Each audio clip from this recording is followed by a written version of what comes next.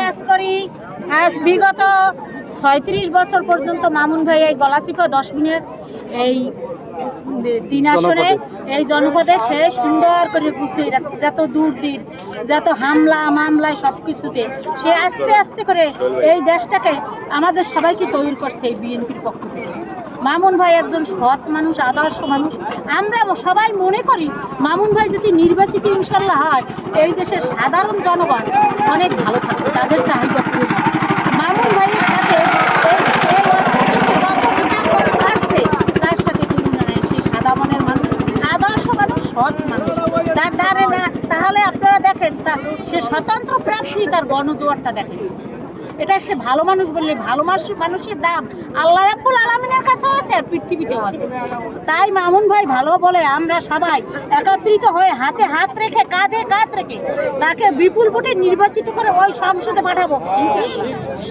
অনেক সে গরিব দুঃখী মানুষের বন্ধু, তার গণজোয়ার কেউ থামাতে পারবে না। সে হেমিলনের বাসিওয়ালার মতো তার কিছু জনগণের গণজোয়ার কেউ থামাতে পারবে না। ইনশাআল্লাহ তাকে আমরা জয়যুক্ত করে ওই সংসদে পাঠাবো ইনশাআল্লাহ। আমরা খুশি, কারণ তার সাথে আমরা দীর্ঘকাল ছিলাম এবং আছি এবং থাকবো। এই জনপদে দেখেন তাকে বহিষ্কার করা হয়েছে, তারপরেও কিন্তু নেতাকর্মীরা তাকে ছেড়ে যায় নাই। তারা ঐক্যবদ্ধ আছে, থাকবে এবং ছিল। এবং আমরা ইনশাল্লাহ সবাই একত্রবদ্ধ হয়ে মাঠে কাজ করব এবং তাকে বিজয় সুনিশ্চিত করে তার ওই জাতীয় সংসদ নির্বাচনে তাকে যোগ্য আসনে বসাবো ইনশাল্লাহ। আমাদের অঙ্গীকার এই পটুয়াখালী দিন হবে। ভদ্রলোক, তার পাশে মানুষ কিসের জন্য আছে যে সে এই যে দেখেন কত মানুষ নির্যাতিত হয়েছে, কিন্তু মামুন ভাই যখন আমাদের পাশে দাঁড়াইছে আমরা কখনো নির্যাতিত হই নাই, আমরা নিরাপদে আছি।